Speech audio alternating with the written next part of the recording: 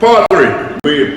The 1844 General Conference may be described as the conference in which the Great Schism occurred. As you know, we talked about that last week. That was where the vote to ask Bishop James Andrews to release his slaves. He said, the slaves don't belong to me, they belong to my wife. And then we had this separation of the North Church and the South Church.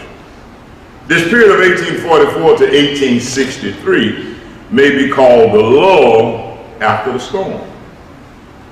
Both the northern and southern delegates returned home bewildered, defeated, misunderstood, and met with great disapproval. Because the ones at the South felt that, here we go, listen to this argument, the ones in the Southern church felt that the General Conference did not have jurisdiction in annual conference matters. That's an interesting argument. Or the federal government does not override the sovereignty of the state. So that, you see where that argument comes from. It started in the Methodist Church. And then those in the North who opposed slavery, they had to go back and defend their position because it was in the North where the great slave traders existed. So this whole issue of affecting the commerce was not only a Southern issue, but it was a Northern issue as well. So the both delegates had to go home and explain what had gone on. So you can see they were bewildered, defeated, misunderstood, and neither one of them were met with great approval. The Southern church was confident that the slavery question had been settled at the 1840 General Conference. The Northern delegates were met with questions regarding the constitutionality of the action. Somehow that word constitutionality comes up quite a bit in the 1800s and in the 21st century. Y'all notice that? The constitutionality. The Great Schism. Good. The division in the Methodist Episcopal Church planted a seed which perhaps eventuated in the division of the nation. And I'm one of those who would be a part of that if the Methodist Church had resolved the issue, had met some unity on that issue, being anti-slavery, possibly Civil War would have been averted. But you can see there was great discussion and division both in the North and the South about this because there was great commerce on this, and we'll get to this later. And many of the people involved in this whole slave trade were Methodist people.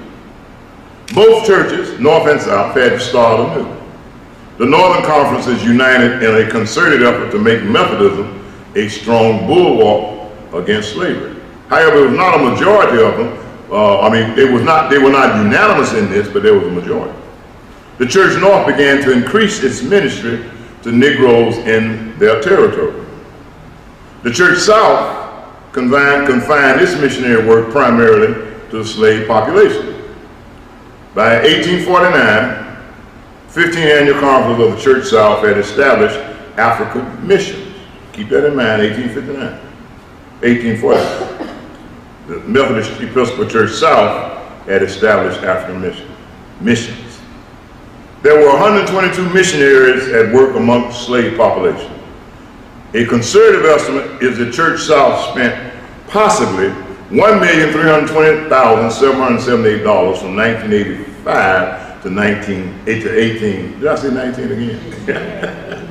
As Freudian slip. From 1845 to 1860 on these plantation missions.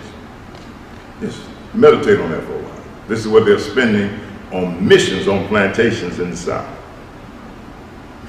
Are these today's dollars are 1845? These are 1845 dollars. That's a great question. Now, let's look at this question came up last week and I didn't have an answer for it. We were talking about AMA exam, but I was able to get some information on this question at this point. The location of black people in Methodism. Keep in mind, we're just dealing strictly with the Methodist Episcopal Church, North and South, not the AMA or AM exam.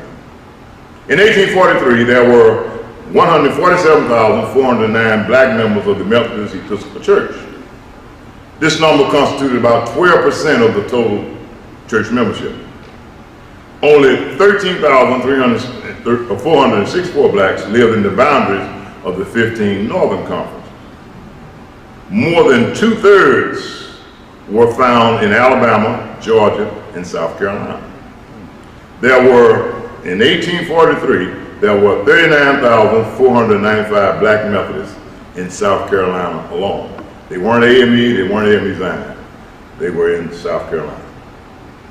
Many churches in Virginia, Kentucky, and Missouri were opposed to being related to the Southern Methodism. There were churches equally opposed to being connected with the Methodist Episcopal Church. So you had this schism along the border states, you know. And keep in mind, this is pre-Civil War. So they are making decisions on which church that they're going to be a part of. Isn't that an interesting question? Which church are they going to be a part of? Are they going to stay in the Methodist Episcopal Church? Or are they going to be in the Methodist Episcopal Church South? Some of y'all didn't get the humor in this thing, but okay, I see y'all not, my jokes are not catching it today. 1844 General Conference.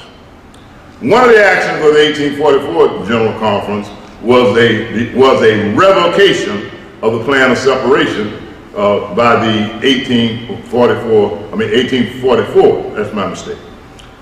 One of the actions of the 1848 General Conference was the revocation of the plan of separation by the 1844 General Conference. That should be 1844, not 1848. It was based on a petition received from the border states. So 1844 was the separation, but they come back to General Conference 1848, and they want to revoke the action that was taken in 1844. This petition recommended the annulment of the plan of separation. There was no justifiable reason for the plan of separation, the petition argued. The Methodist Church had violated the agreement by establishing churches in the North, and annual conferences did not ratify the plan. So these were the three reasons why they wanted to revoke or nullify what was decided in 1844. There was no justifiable reason for the plan. The Methodist Church South had violated the plan by establishing churches in the North, and then annual conference did not ratify the plan. So these are the three reasons why they wanted to revoke the plan. However, the revocation of the plan of separation made possible the return of Methodist Church to southern regions of the nation. Many bishops and laity did not concur with this action. The plan was not revoked, but they all had to settle, amicably agree to disagree. The 1856 General Conference allowed several petitions to be placed on the calendar to change the general rules of slavery, which were part of the discipline. This conference did not succeed in changing the general rules, because in the general rules, this was a statement that was left in the discipline. We declare that as much as ever convinced of the great evil of slavery. We declare as much as ever convinced of the great evil of slavery. This was still left in the discipline, but they others say there was nothing, as I heard in 2019 at the Special General Conference, in our era, you have to have some enforcement in there. Things can be in the discipline, but if there's no enforcement of it, that sounds familiar, doesn't it, Michael? You know, why is it in the discipline? Black Methodists came back to this conference to press the claim for independent churches and black preachers. The General Conference voted non-concurrence. That statement was left in the discipline, but the black Methodists who were part of the church, they had not left for the AME Church or AME Zion Church. They wanted now to have independent churches for blacks and preachers, but the General Conference voted non-concurrence. However, it approved of black people having separate quarterly conferences when it was in the judgment of the presiding elder to be expedient. You can't separate and have your own independent churches, but we will allow you to have your separate. Because keep in mind, all of the black missions of black churches were still under the jurisdiction of the province of either the church north or the church south. There was still a connection going on. The 1860 General Conference. On March 6, 1857, the United States Supreme Court ruled Dred Scott was denied his freedom on the ground that he was a slave in Missouri, and a slave was not entitled to sue. By its ruling, Negroes were considered as inanimate objects, without rights to be respected and guaranteed by the Declaration of Independence. This is the Dred Scott decision. And many would argue This decision, along with what had happened in the 1844 General Conference, were the preambles to the Civil War. So Dred Scott could not sue. He was not considered a person that the Declaration of Independence covered, because Negroes, blacks, or Africans at that time were inanimate objects. After much debate, the General Conference amended the discipline, making slavery inconsistent with the will of God, as well as admonishing all preachers and church people to keep themselves pure from this great evil and to seek its extirpation by all lawful and Christian means. However, the Supreme Court has already ruled that the Declaration of Independence, the Bill of Rights, the Constitution, does not apply to you. But it's asking that we are against this great evil and let us use all lawful and Christian means. This action caused many preachers and members to withdraw from the Methodist Episcopal Church and unite with the Methodist Episcopal Church South. Let's chew on that for a while. Because of this position, because the South Church basically was in agreement with the Dred Scott decision, but there were those in the North who felt that that was not the will of God.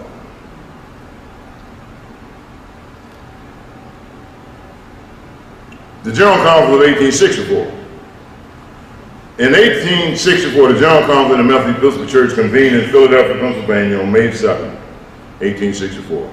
High on the agenda was the planning for the evangelization of blacks in the South. As victory appeared imminent for the Union Army, this conference began to perfect this plan to invade the South with teachers and missionaries. And there were three things, there were these questions that were foremost in the minds of the delegates. What shall we do for Negroes, and how shall we best minister to them? People were beginning to see that the Civil War may be coming to an end, and now it's an opportunity for us to resume our activities, our mission work in the southern regions. Still acknowledging that there's a Methodist Episcopal Church South, but at the same time, we can carry on our missionary efforts in the South.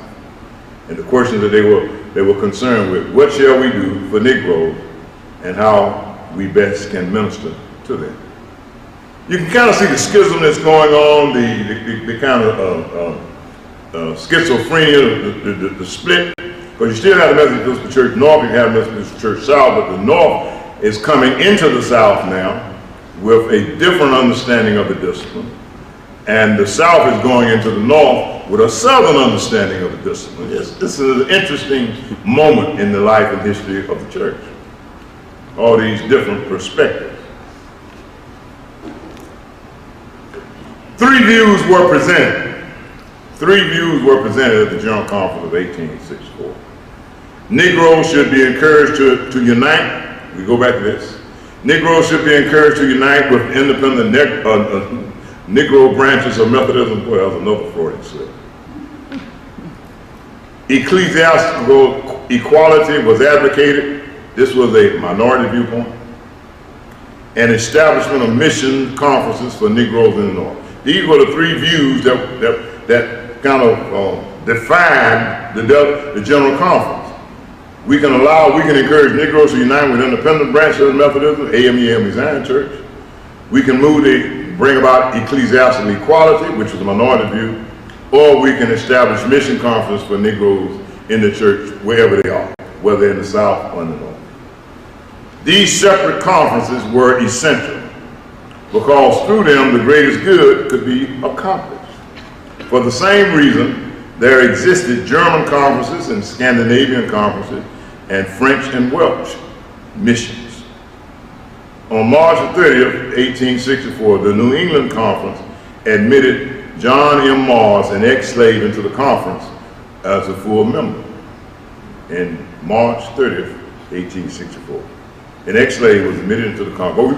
We're talking about being admitted into the conference. We're not talking about as a delegate. We're talking about as a conference member, a minister, a local pastor. At that time, you would be an elder. or well, that was a two-step ordination or a deacon. So this is full membership. Then each church, a conference has their delegates. So this is the first person that is admitted into the conference with full rights and appertaining to of an elder in 1864 in New England. The organization of black conferences had its greatest period between 1864 and 1868. The Delaware Conference was the first Negro Mission Conference.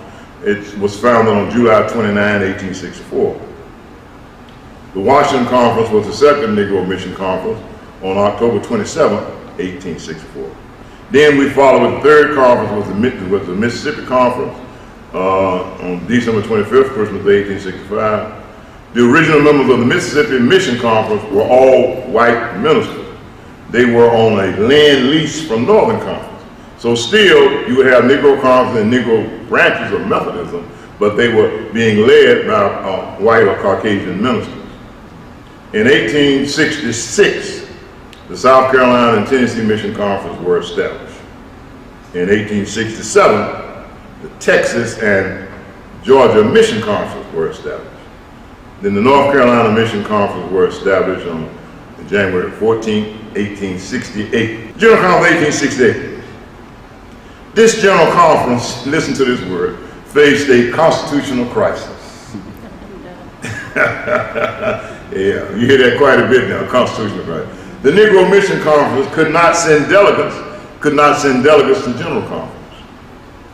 They could not, no, and this way it gets real, they could not draw dividends from the book concern. And they could not vote upon constitutional amendments. They were part of the church, but they couldn't send delegates. They couldn't draw dividends from the book concern, and they could not vote on constitutional amendments. Even though the Negro Conferences had elected delegates, they could not be seated without some modification of legislation adopted in 1864. One thing I noticed about when they would have these general conferences, they would last like a month or so. I hadn't figured out how they could afford to do all of that. On May the 11th, 1868, after a 10-day debate, the 1868 General Conference voted to rescind portions of its 1864 decision. The approved legislation gave the mission conferences the status of annual conference. And see, that's still quite a distinction today. Is it a mission church, is it a faith community, or is it a charter church? Similar the same thing with annual conference. So initially, these were started as mission conferences, but now they are changed to annual conferences. James Davis of Delaware Conference and Benjamin Brown of Washington Conference were the first blacks to be seated in the lawmaking body of the Methodist Episcopal Church known as General Conference. These were the first blacks to be seated as delegates. James Davis of the Delaware Conference and Benjamin Brown of the Washington Conference were the first blacks to be seated in the lawmaking body of the Methodist Episcopal Church General Conference. Continuing with black conferences organized. From 1868 to 1927, there were 11 annual conferences for Negroes organized. All except one was organized in the Deep South. The South Florida Conference was the last one to be organized. The Central Alabama Conference was organized on October the 18th, 1876 at Cornhouse Campground in Randolph County near Wedowee, Alabama. When I was a child, we used to say Wedowee, but it's Wedowee. How many of y'all know what Wedowee is? Okay, y'all pretty good. All right. Yeah. Eventually, it covered all of Negro Methodist Episcopal Church North congregations in the state of Alabama, as well as the Panhandle of Florida. It included several districts that were formerly belonging to the Alabama Conference. There's a question. What constituted the Alabama Conference? You had the Central Alabama Conference and Alabama Conference. What constituted the Alabama Conference? All the white churches. Y'all seem like y'all afraid to say that. Go ahead, Philip. I can't hear you. All the white churches. Thank you. Good. So, what was once districts that were in in the Methodist Episcopal Church South became part of the Methodist Episcopal Church North Annual Conference for Negroes in the Central Alabama Conference. All right, good. Two elements here, and then we're gonna stop a little early today because I know a lot of this got to give you a chance to digest it. The Board of Home Mission and Church Extension. That's good. All right. So I'm dealing with two different clickers up here. I want to make sure I'm syncing. From 1865 to 1884, the Board of Church Extension assisted 1,117 Negro congregations in the erection of their first churches, 1865, 1884. By 1884, it dispersed, listen to this, by 1884, it dispersed a grand total of $181,952.95 in donations and $101,539 in loans to 15 Negro annual conferences. And yes, these are 1865, 1884 numbers. In 1884, black conferences contributed a grand total of $22,109.84 to the church extension fund. It always amazed me that they can give you right down to the penny. They wasn't rounding no numbers off. They give you right down to the penny. Although this was a small amount, you can understand this. Although this was a small amount compared to what they received, it represented sacrifices when measured against the income of these poverty-stricken, recently emancipated people. Because keep in mind, this is going on during the period what was known as what? Reconstruction. Oh yeah, you got you over there. For the quadrennium, 1880 to 1883, the mission department dispersed $241,950 in missionary apportionments to these black conferences. Chew on those numbers. That's the Board of Home Mission and Church Extension. The Christian Methodist Episcopal Church, better known as CME. With the end of slavery, the Methodist Episcopal Church South realized missionaries from the North would ultimately take many of its members. And that's something, there is this competitiveness among who's going to get, I have to watch myself here. Forgot I'm in a mixed audience and I'm in church. I can't really say what I want to say. I want to see Jesus when I come to the end. At the end of slavery, the Methodist Episcopal Church South realized missionaries for the North would ultimately take many of its members. More than half the Africans involved in the Methodist Episcopal Church South left during the Civil War and Reconstruction period. The Christian or colored Methodist Episcopal Church developed not out of protest over racial discrimination within the church setting and was not solely the product of Africans establishing their own religious institutions as a form of protest. There was cooperation between the Methodist Episcopal Church South and its African members. During 1866, the transfer of ecclesiastical power from the Methodist Episcopal Church South to members of the black community commenced as the annual conference began to ordain black preachers.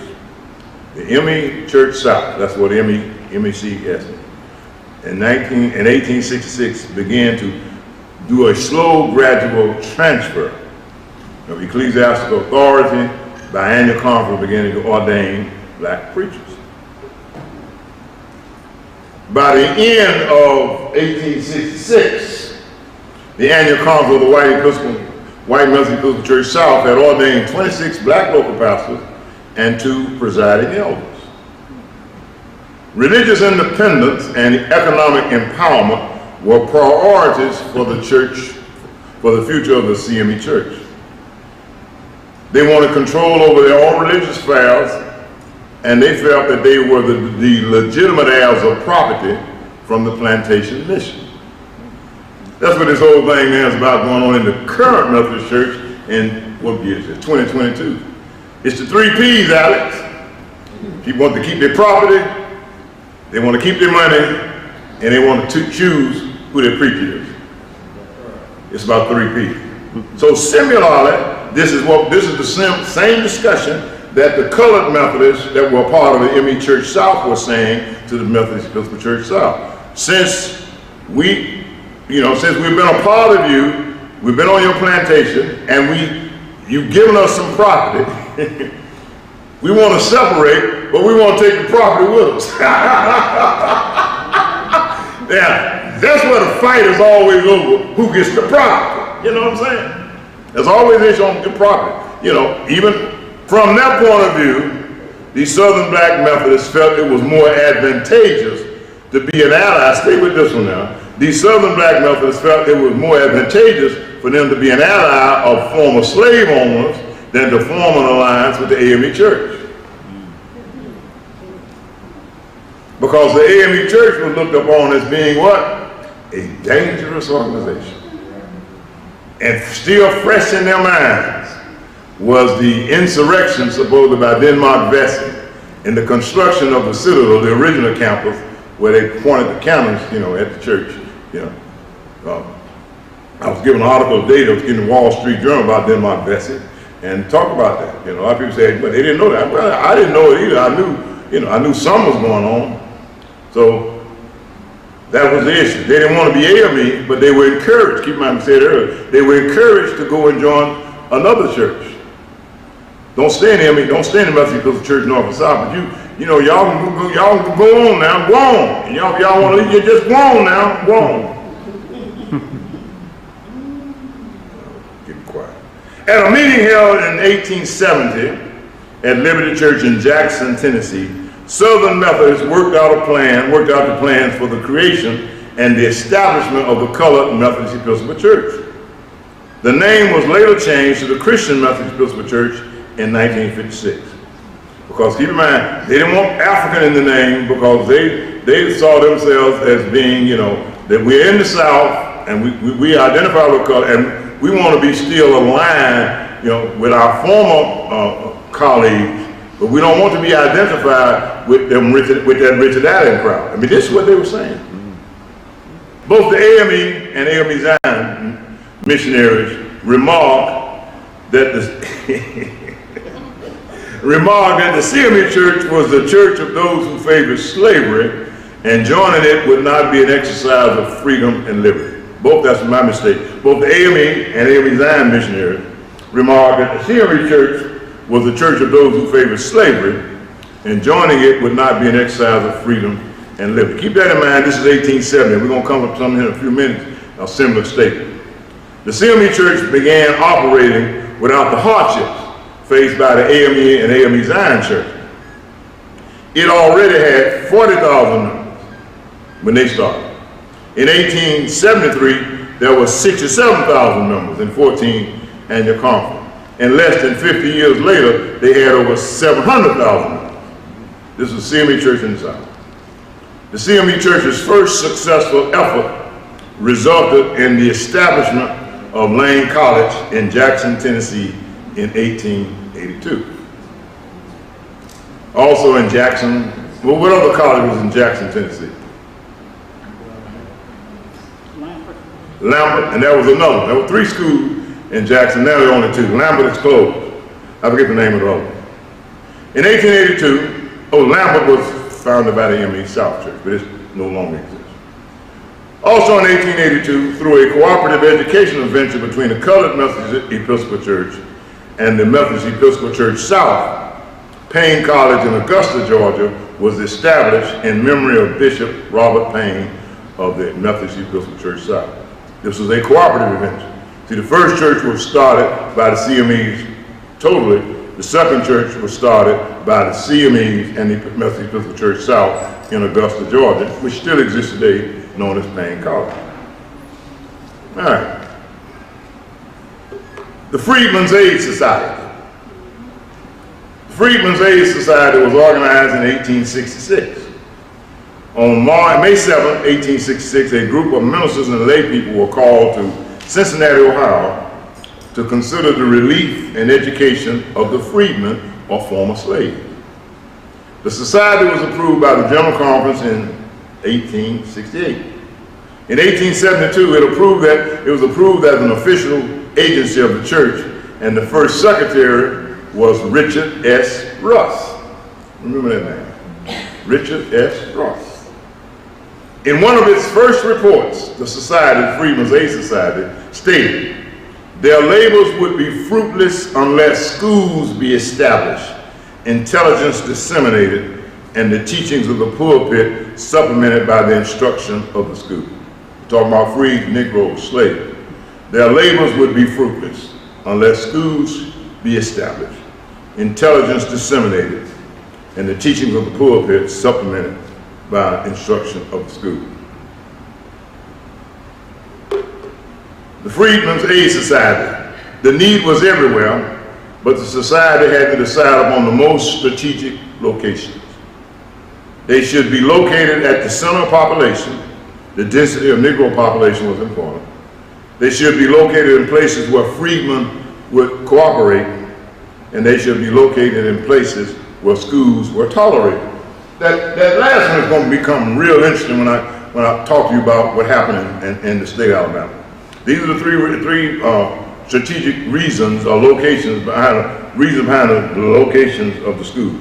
They should be located center of population, density of Negro population was important. They should be located in places where freedmen would cooperate, and they should be located in places where schools would be tolerated. Now, alongside the Freedmen's Aid Society was the Woman's Home Missionary Society. The Woman's Home Missionary Society of the Methodist Episcopal Church was organized in Cincinnati on June 8, 1880. Stay with me on this one. The first president was Mrs. Rutherford Hayes, the wife of the President of the United States of America. What do you all remember about Rutherford Hayes? Let me ask you, did you say nothing? Okay. What did you major in? You're an engineer, right? No. Okay. Plant. How many of y'all ever heard of the Compromise of 1876? Compromise of 1876 had to do with the presidential election, right? And no one was declared the winner, right? So supposedly, there was an agreement reached that they would allow Rutherford Hayes to become the president based on what condition? They pull out of the South, stop the Reconstruction in the South. How many of y'all were aware of that? That the election was held up. There was a contestation, if there's such a word, of the count of the votes that were cast. And so they reached an agreement that we will allow Rutherford Hayes to be the president, but you would have to pull all the federal troops out of the South, which became the end of Reconstruction. So Rutherford Hayes becomes, I think the guy he ran against, Tilden, is that his name? Yeah. Now, is that critical race theory to talk about this stuff like that? Y'all getting quiet. But that was a compromise. That was the agreement. We will allow Rutherford Hayes to be president, but you got to pull all the federal troops out of the South, which basically ended Reconstruction. And now, 4 years later, his wife becomes president of the first women's organization of the Methodist Episcopal Church. How many of y'all were aware of this?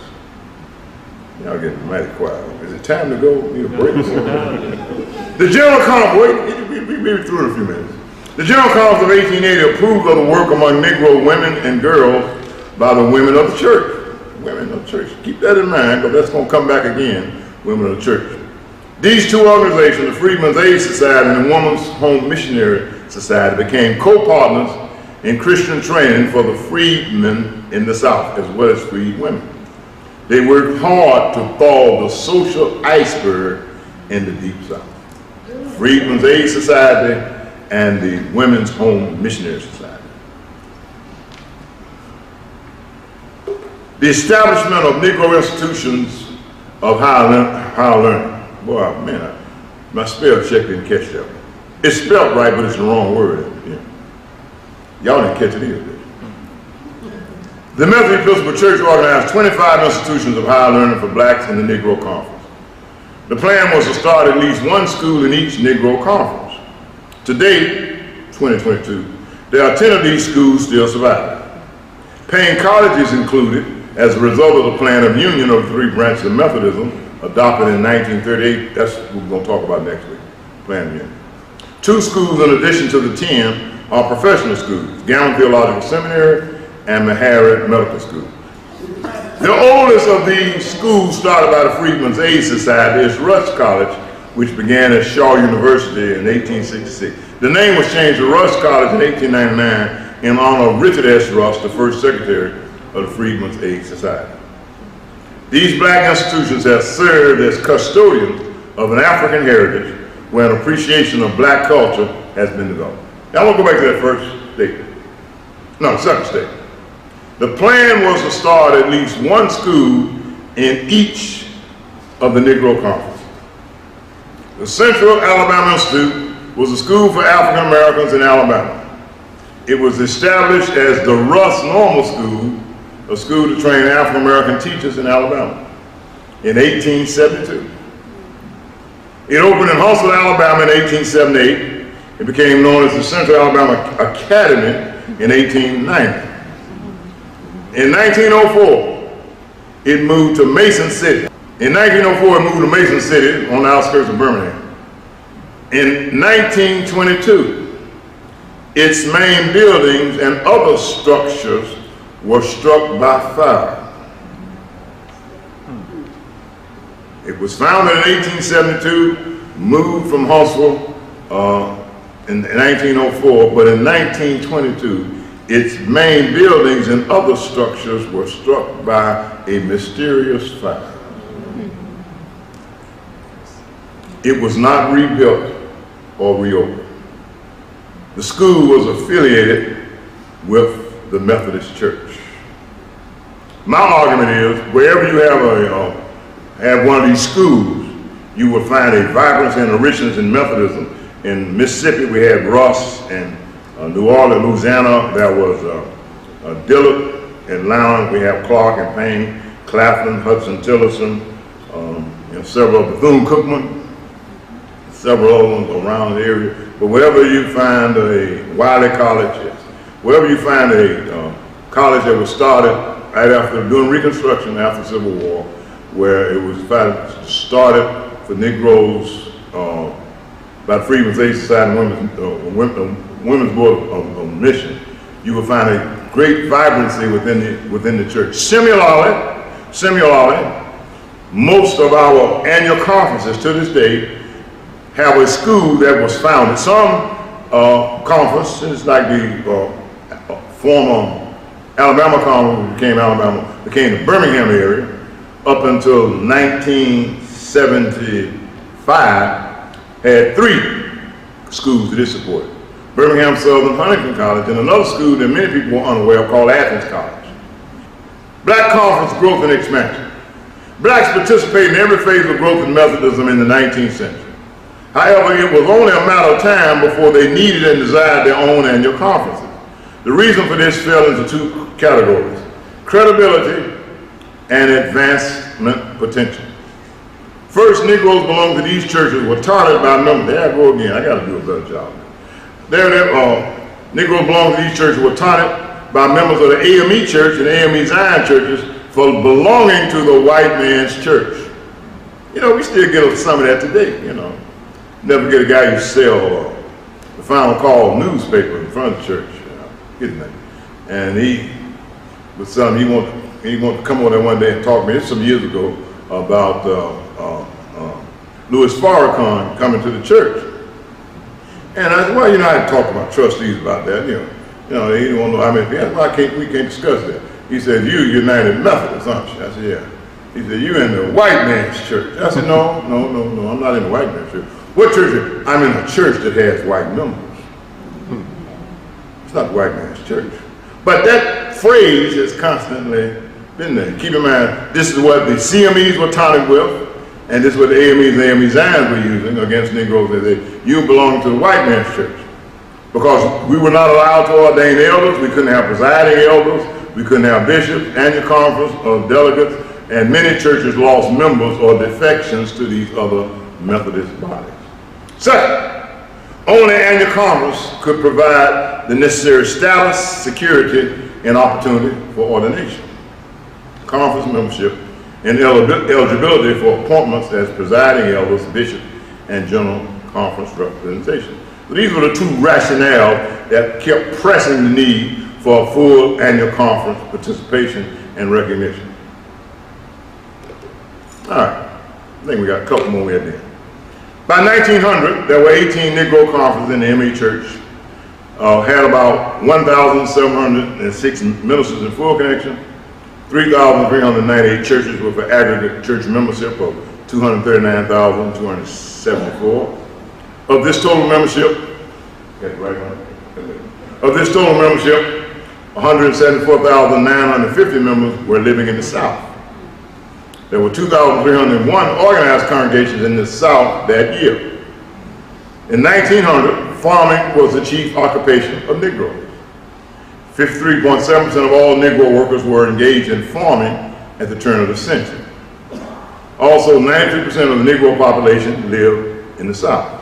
This is before the Great Migration. Approximately 136,635 Negroes lived in states where cotton was the principal product.